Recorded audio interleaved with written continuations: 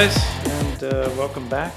We're going to be finalizing some of the drops here and loosening the connections that I have searched all over the internet to find. And I'm going to share with you a little bit about what I found versus the some of the publicly available manuals out there. Most of them deal with the 996. But there are some updates and changes to the 997, which I'll talk about right now. All right. I did want to mention a couple of things regarding the differences that I found in the manual when dropping a 997 engine and all the connections in it. One, you'll see here the connections for the power steering are right here up front as opposed to way in the back, which they mentioned you have to drop the engine down just a little bit to get at. In the 997, at least this model, they've moved them up front here to this section of the car. Probably just a little bit easier to get at. These connections in back, same spot. The AC unit was a pain in the ass to get off, to be honest. The bolt, which I'll show here, the bolt, the two bolts in the front were super easy to get off. The bolt in the back, I actually had to use a bore scope to actually see because it was way behind the manifold here. Unless you know exactly where that bolt is, you'll never be able to find it. It's actually this bolt right here. This is the hole for the bolt. Now, if you can imagine the whole, I'll show you the bore scoping and everything. If you can imagine the whole AC unit in front of that, this is almost impossible to see, that particular bolt hole. So that bore scoping, the $40 camera that you'll get off Amazon, if you're going to drop an engine like this, just get it. It's so much easier. I might use it a little later because on the transmission, I still haven't found the reverse light connection. I don't know where it is. Every diagram is zoomed in that I find on the internet for disconnecting the reverse light. I can't find it anywhere. A couple of other notes here. The boost, the brake boost, had a connection down here to the engine. I just disconnected this tube down here for the brake boost, even though they show it being up here. And let me get better lighting for this. Even though the diagrams point to it up here, I just, some reason, I cannot get any of these connectors off. This is the fuel vapor line. That gets disconnected really easy. But the fuel line in the back there, I don't know if you can, sorry about the camera work, but this says easy disconnect, and I'll be honest, I don't know how it's easy. I got pliers on it. I must be doing something wrong. Either it goes forward, it goes backward, it twists left, it twists right. I don't know.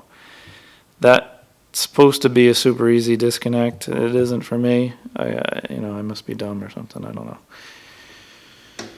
know. Let's see what else. It says to disconnect the water hose on the right side of the engine. I didn't find any easy ways to disconnect this particular hose. It didn't have any easy looking disconnect, so I just took out those two screws and the two right in front of you here. I just took out those two screws and that disconnected it. I did have to take off the intake manifold to get it so the power steering disconnect. That was pretty easy. Down below here, I ended up disconnecting this tube down at the water pump. That just seemed a much easier way than disconnecting all these hoses up here way deep in the back. It just seemed an easier route. We'll see if I'm right about that or totally wrong. There are 2 bolts remaining on this engine before it drops, and probably a couple of connections that I missed. I'm trying to review the documentation now. I know the grounding strap is still connected. I always seen a few people forget that.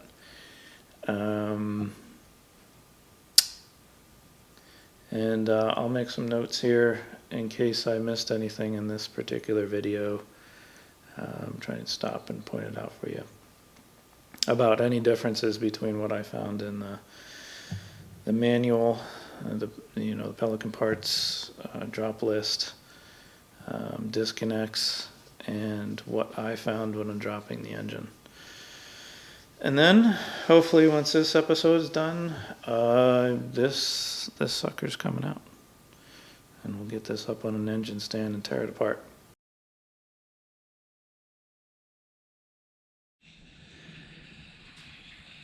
Alright guys, we're gonna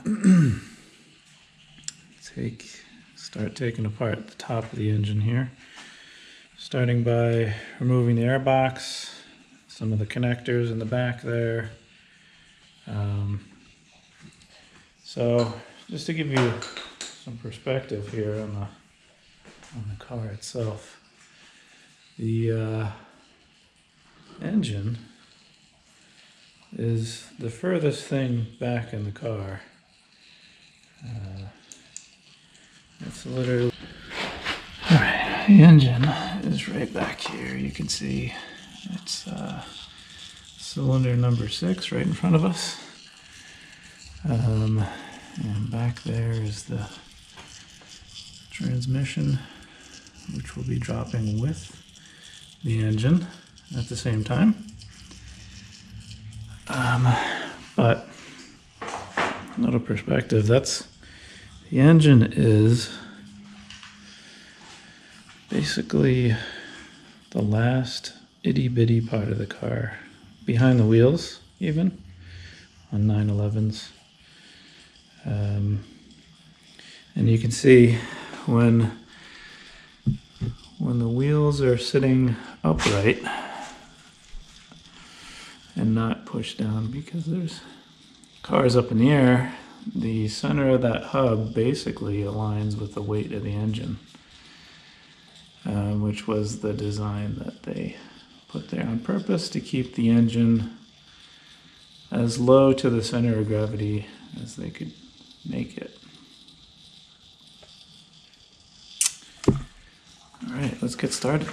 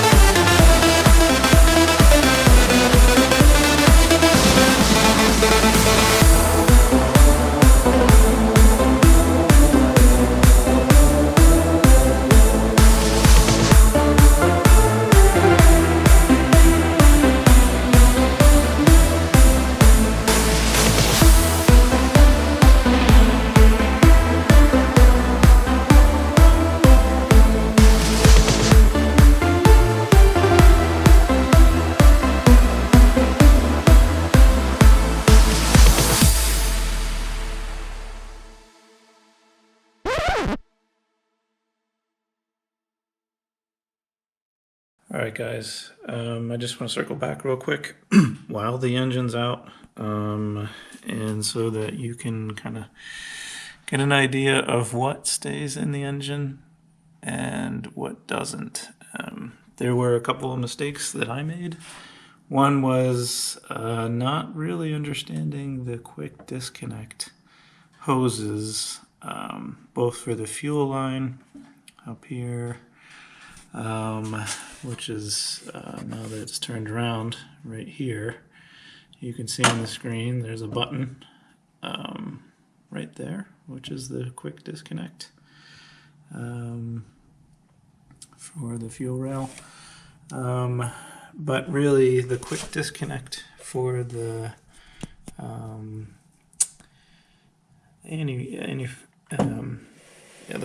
the cooling line, sorry for the camera work, but the cooling line disconnect is right here. It's literally just a matter of kind of pulling out this little pin right here, and the hose just disconnects. So the mistake I made was this here. This looks like it, to me, as an amateur, this looked like it was a manufactured hose, and it just looked like it would never disconnect. But really, it's just a matter of pulling that middle pin out, and the coolant line just quickly disconnects. It was easy as pie. On this side, I didn't do it, and that led to all sorts of problems when I was dropping the engine. I didn't disconnect it from here, so I left it connected to basically the front of the engine, and while the engine was being lowered, this hose caused all sorts of problems. And then I figured out it was just a simple matter of pulling that pin out, and it slipped right out. So wanted to share that those two quick disconnect hoses on either side of the engine, that's what it looks like connected. That's what it looks like disconnected. And back there you can see the terminals for the wiring harness. In front there is the tubes for the power steering. This is the brake boost line right here, and that runs all the way down in front here to the front of the engine on this side. And of course in back there you can see where the transmission lines and gears are, and down way back there you can see the negative terminal disconnect, which bolts onto the side of the engine. So I just want to circle back and show you what the inside of the engine bay looks like when the engine is removed, so you can tell which of these things are supposed to stay and which aren't. Okay, that's it. Alright guys, that's going to wrap it up for today. I appreciate you tuning in. Hope you liked it. If you didn't, let me know down below. I probably messed up a bunch of stuff. You know, we tried. There's not a lot of 997 drops out there, so we'll come back and we'll talk a little bit about what I did.